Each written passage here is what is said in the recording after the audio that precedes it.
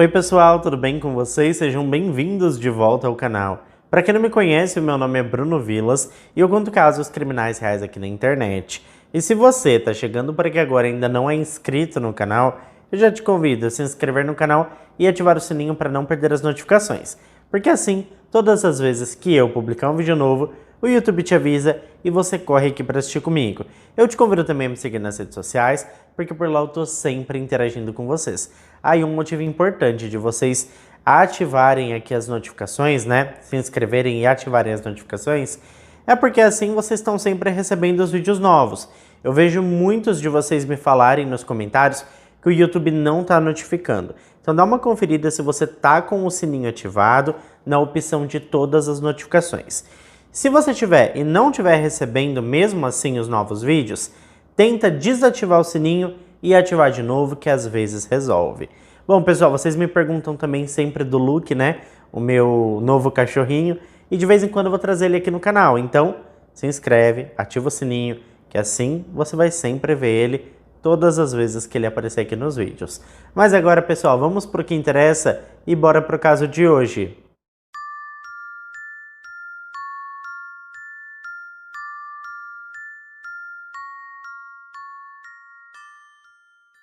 Este caso envolve um grupo de jovens formado por Heather Matthews, DeMarcus Smith, Laura Taylor e Marvelous Kinney, sendo que este último é o líder do grupo.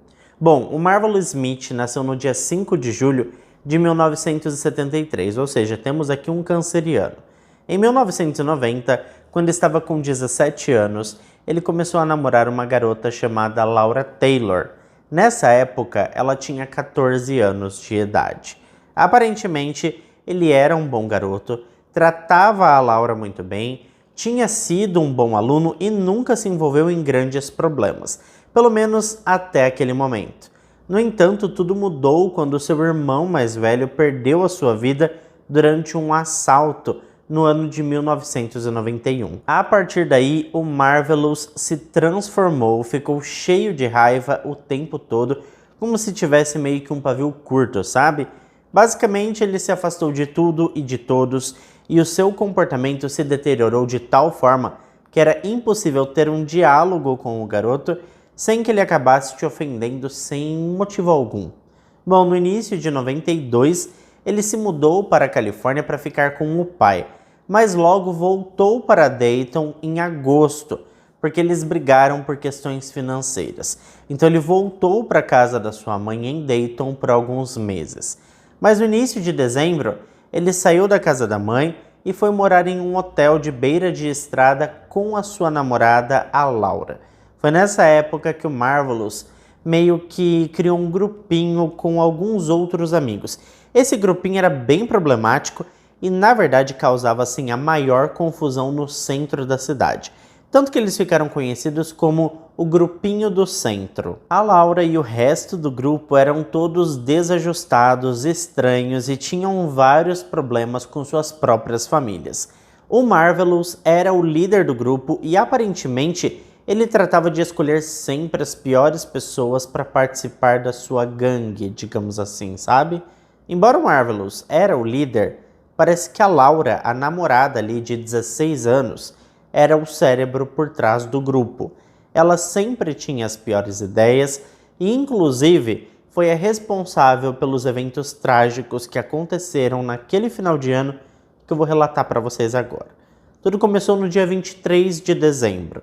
Eles estavam hospedados neste hotel de beira de estrada e o dinheiro estava acabando. Aparentemente, a Laura disse para o Marvelous, para o DeMarcus e para Heather que seria assim uma boa ideia se eles saíssem pelo centro da cidade roubando as pessoas.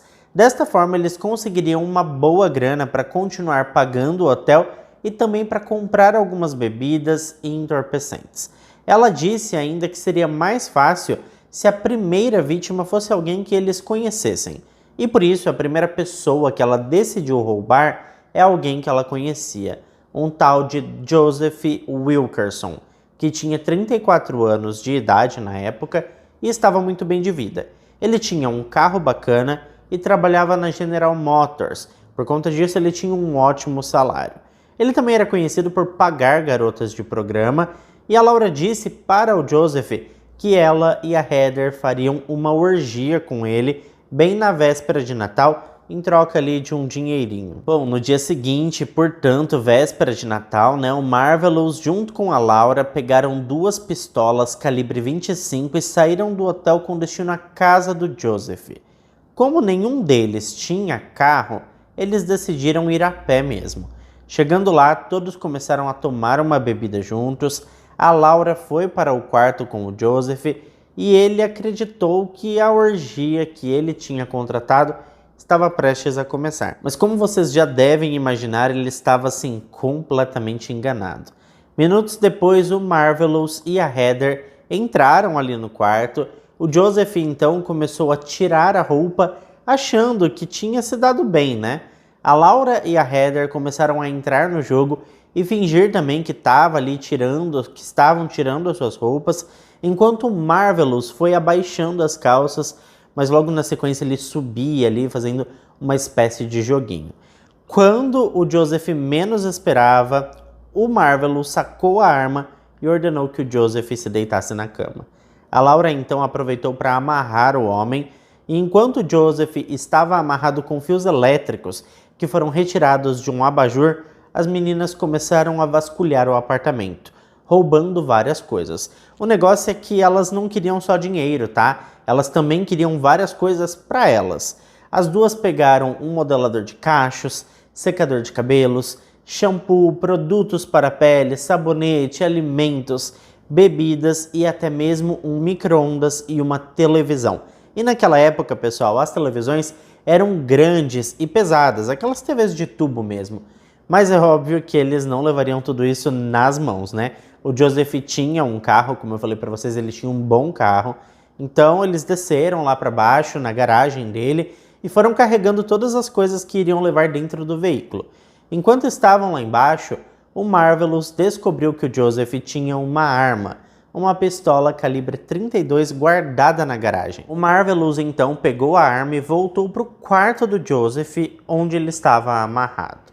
Ele pegou 2 travesseiros e apoiou no peito do homem, provavelmente ali na tentativa de abafar o som do disparo. E na sequência ele disparou no peito do Joseph com a própria arma. Em seguida, a Laura e a Heather voltaram para o quarto depois de ouvirem o barulho. O Joseph ainda estava vivo, mas ele estava assim, em péssimo estado. Ele tremia e eu acho que ele não ia sobreviver de qualquer forma.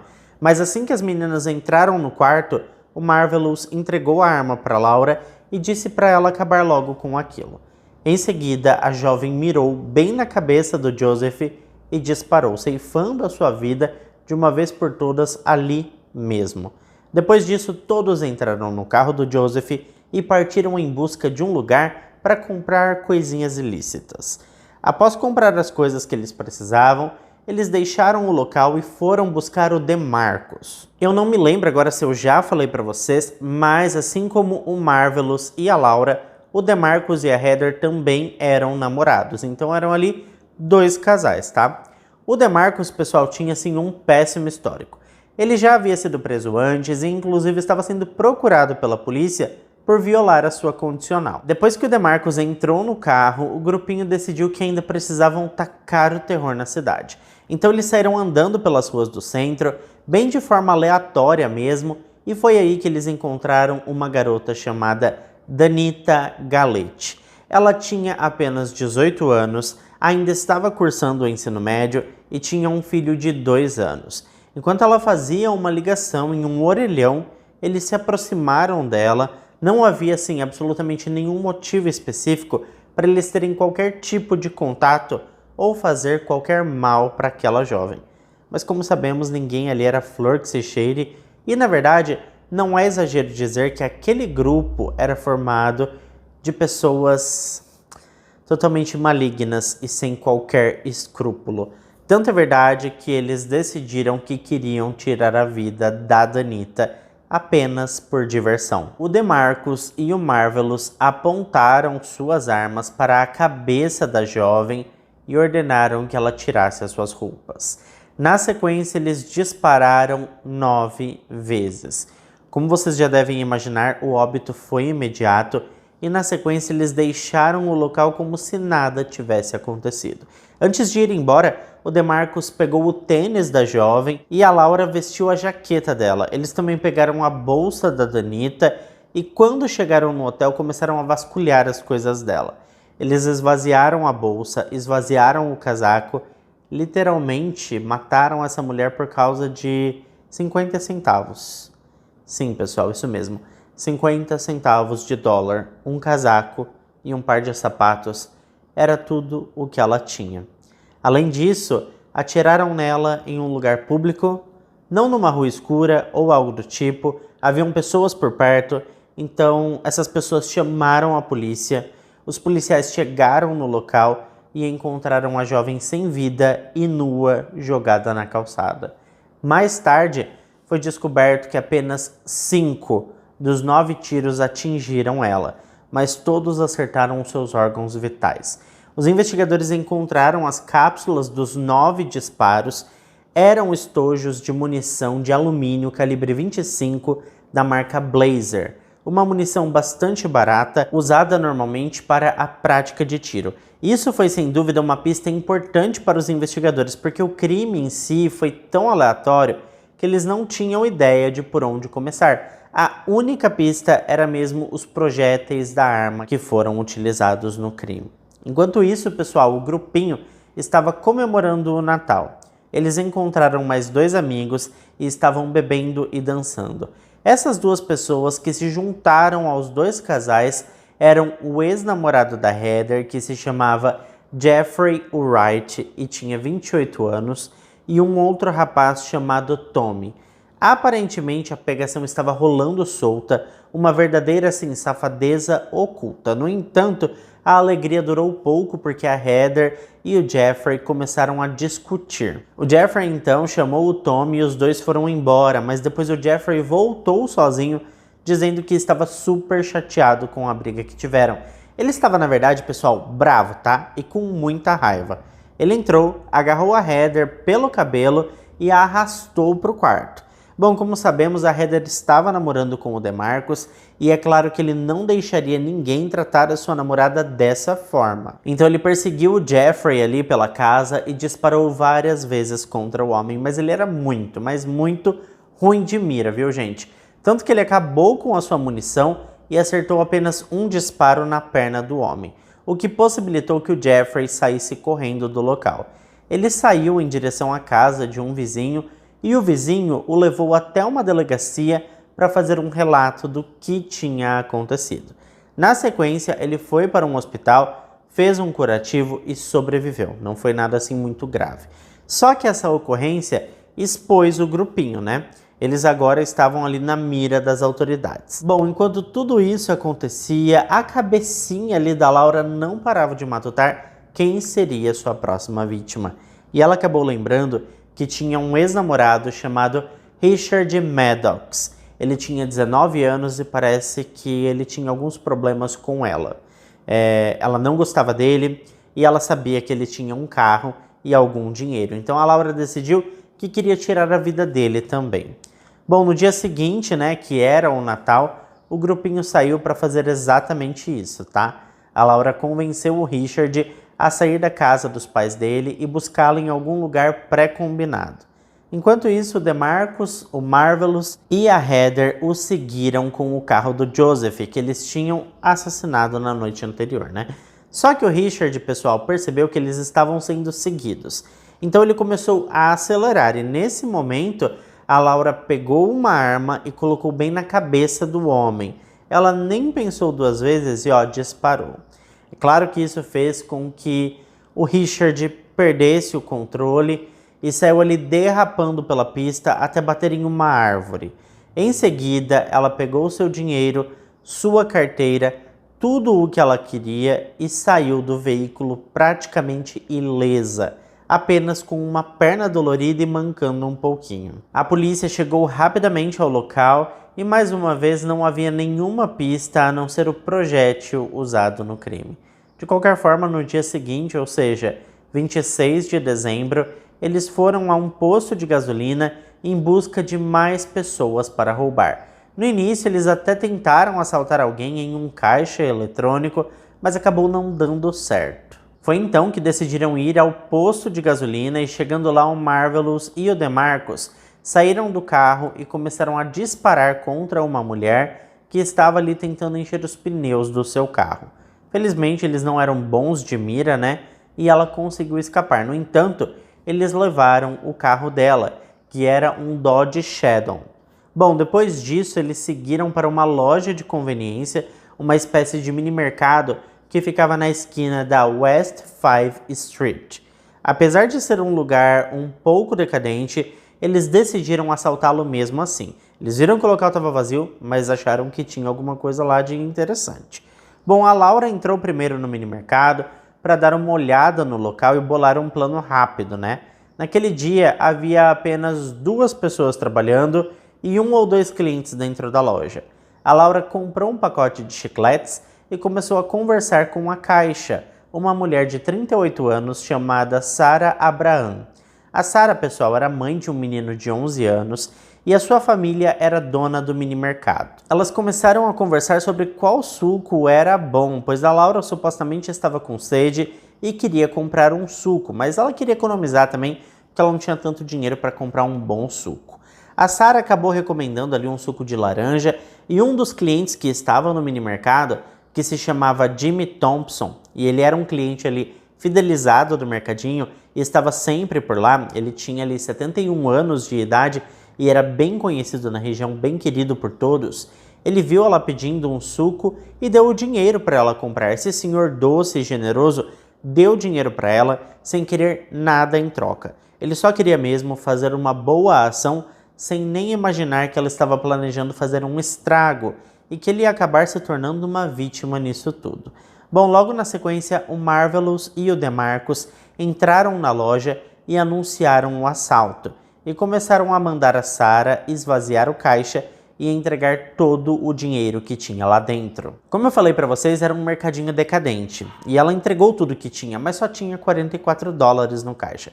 Aquele era todo o faturamento do dia do mini mercado, e ela entregou para o Marvelous achando que seria o suficiente para salvar a sua vida. Mas infelizmente, independente de quanto ela entregasse, o Marvelous já estava decidido a tirar a vida da mulher. E foi exatamente o que ele fez.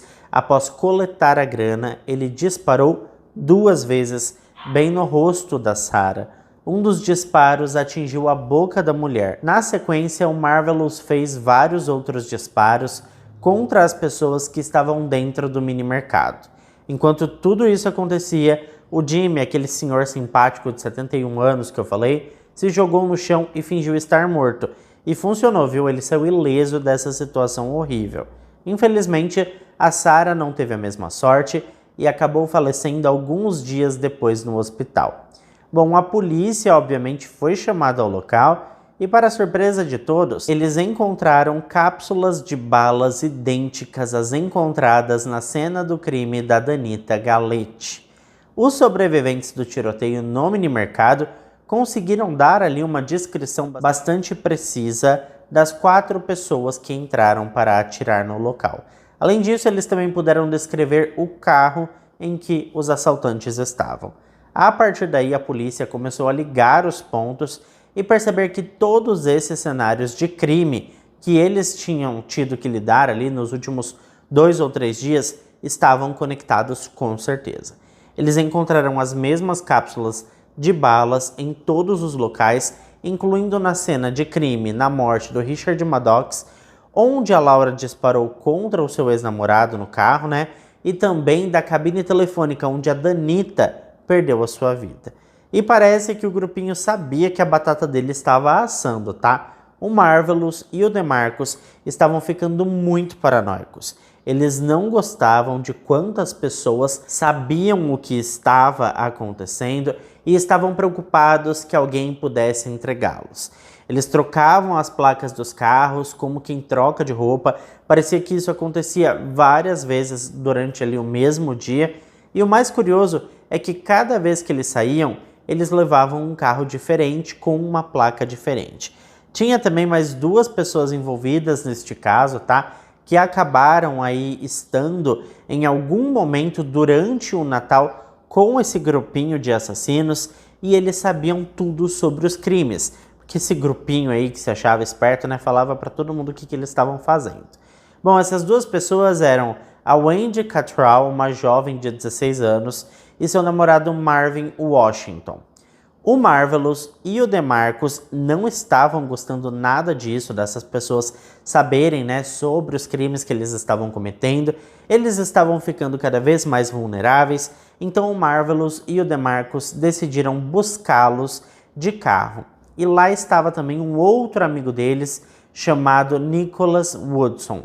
Bom, eles foram até uma loja de bebidas e em seguida o Marvelous decidiu que queria visitar o túmulo do seu irmão. Então eles foram até o cemitério e assim que saíram de lá, eles deixaram o Nicholas Woodson em casa. Guardem essa informação, tá? Eles estavam todos no carro, juntos, mas antes de seguir a viagem adiante, eles deixaram o Nicholas na casa dele. O Nicholas sabia também dos crimes, porque eles estavam falando sobre isso dentro do carro. Enfim, guardem esse nome porque é muito importante. Bom, na sequência, né, eles seguiram para uma pedreira localizada na Avenida Ridgely. Chegando lá, eles mandaram a Wendy, de apenas 16 anos, e o seu namorado, o Marvin, de 19 anos, saírem do carro. Aí começou um verdadeiro interrogatório. Eles estavam fazendo várias perguntas para os dois, querendo saber se eles foram à polícia, se disseram alguma coisa, se abriram o bico, e a resposta dos dois era sempre a mesma. Eles não disseram nada, não foram à polícia, não abriram a boca e não falaram com ninguém. Mas o Marvelous e o DeMarcus não acreditavam. Eles acharam que os dois estavam mentindo. E como vocês já devem imaginar, o Marvelous e o DeMarcus dispararam contra o casal. Agora sim, né? O que eles não imaginavam é que tinha ficado uma ponta solta nessa história toda, né? Porque como eu falei para vocês, o Nicholas, que havia estado com eles dentro do carro, também sabia sobre tudo que eles fizeram. E o cara ficou apavorado com tudo isso.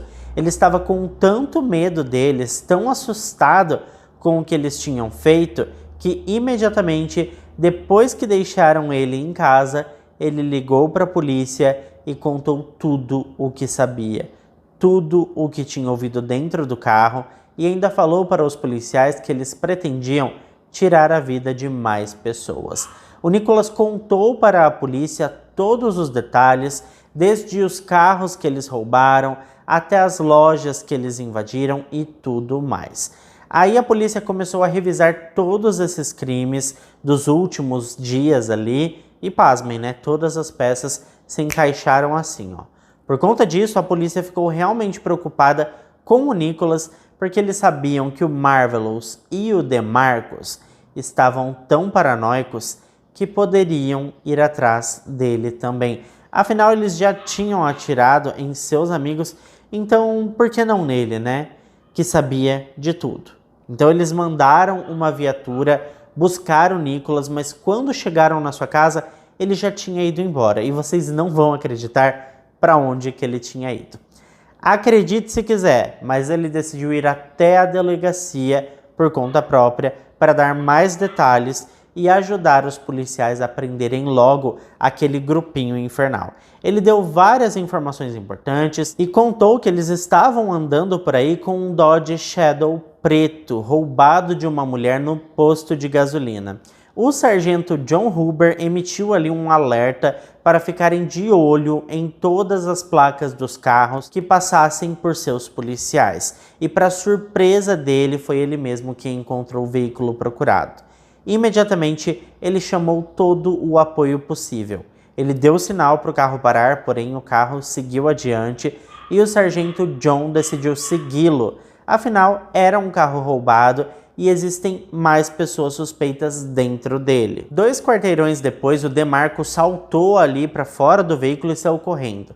Mas ele era apenas um dos ocupantes do veículo, havia ainda mais 3 pessoas dentro do carro e o veículo, né, era um veículo roubado, então eles decidiram continuar seguindo o carro.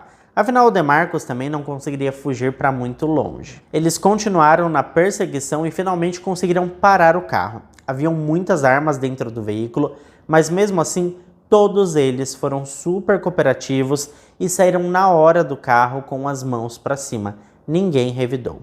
Mais tarde, eles descobriram que, na verdade, quando o policial os abordou, a Laura tinha mandado o Marvelous atirar nele, mas por alguma razão ele decidiu não fazer isso. Bom, quando eles foram revistados, encontraram com eles uma corrente da Wendy no pescoço do Marvelous, a jaqueta da Danita que estava com a Laura e ainda acharam uma faca no bolso do Marvelous, que era do Joseph. Pronto, aí já temos a ligação dos 3 crimes. Além de, claro, o depoimento do Nicholas, que foi muito importante. E na mesma hora levaram todo mundo para o interrogatório. E tem mais, tá? Encontraram o DeMarcus numa casa pertinho dali e quando o pegaram, ele entrou de boa na viatura, sem dar trabalho nenhum, sem revidar nenhum tipo de luta ou qualquer coisa do tipo. Bom, interrogaram todos eles separadamente. Agora, a Laura, que tinha 16 anos e era super espertinha para as coisas erradas, foi a única que pediu um advogado. Os outros 3, acreditem, começaram a abrir o bico, tá? Contaram tudo para a polícia, tudo o que tinha acontecido nos últimos 3 dias. E assim, você não vai acreditar, mas eles não demonstraram o menor sinal de remorso. E olha só, a Heather acabou tentando fazer um acordo ali com a promotoria e contar tudo, né, para poder escapar da pena de morte, que era uma possibilidade real para eles, tá? A Laura e o DeMarcus eram menores de idade, então não podiam ser condenados à pena de morte, mas os outros podiam. O resultado foi que a Laura e a Heather pegaram prisão perpétua e estão cumprindo pena no Ohio Reformatory of Women, lá em Marysville. Já o DeMarcus Smith também foi condenado à prisão perpétua e está lá no Mansfield Correctional Institute. Agora, o Marvelous Skinny, esse levou a pior, viu, gente? Ele foi indiciado por um júri por 8 acusações de assassinato qualificado. 2 pelo Joseph Wilkerson, 2 pela Wendy Cattrall, 2 pelo Marvin Washington, 1 pela Sarah Abraham e 1 pela Danita Galate. Além disso, ele também foi indiciado por 6 acusações de roubo qualificado e 1 de invasão de domicílio qualificado. Vendo que a sua situação era complicada, ele dispensou o julgamento com o júri e preferiu ser julgado por um painel de 3 juízes, o que não foi nada bom para ele também, tá? Ele foi considerado culpado em todas as acusações, exceto as 8 de homicídio, que foram reduzidas ali para apenas 5. Todos os casos de duplo homicídio contra ele foram fundidos em um único caso. Ao todo, ele foi condenado 5 vezes a pena de morte. As condenações foram dadas em decorrência do assassinato do Joseph Wilkerson, da Wendy Cattrall, do Marvin Washington, da Sarah Abraham e da Danita Galate. No dia 20 de julho de 2009, um dia antes da sua execução, ele teve a última refeição às 16 horas. Ele pediu um bife porterhouse com molho, 1,5 kg de camarão frito com molho também, batatas fritas, anéis de cebola com ketchup, pãezinhos com manteiga, 2 ameixas, uma manga, 1 kg de uvas brancas sem sementes, bolo de chocolate, 2 garrafas de Pepsi e uma pasta de amendoim. Ele passou o resto da noite assistindo TV e também escrevendo uma carta para alguém. Eu não encontrei informações de para quem era essa carta, tá? Mas enfim, ele ficou andando ali de um lado para o outro na cela a noite toda. Estava tão ansioso que precisou pedir ao seu advogado um comprimido para ajudá-lo a dormir. No dia da execução, 21 de julho, ele comeu algumas frutas, tomou um banho e conversou com seus advogados. Em seguida, ele foi transferido da penitenciária estadual de Ohio para Lucasville, onde seria executado por injeção letal. Suas últimas palavras foram: "Não tenho palavras". Nenhum amigo ou familiar compareceu. Aparentemente, ele não queria que eles estivessem lá. Havia 7 pessoas na plateia da Câmara da Morte. Algumas eram parentes de suas vítimas e também seus advogados.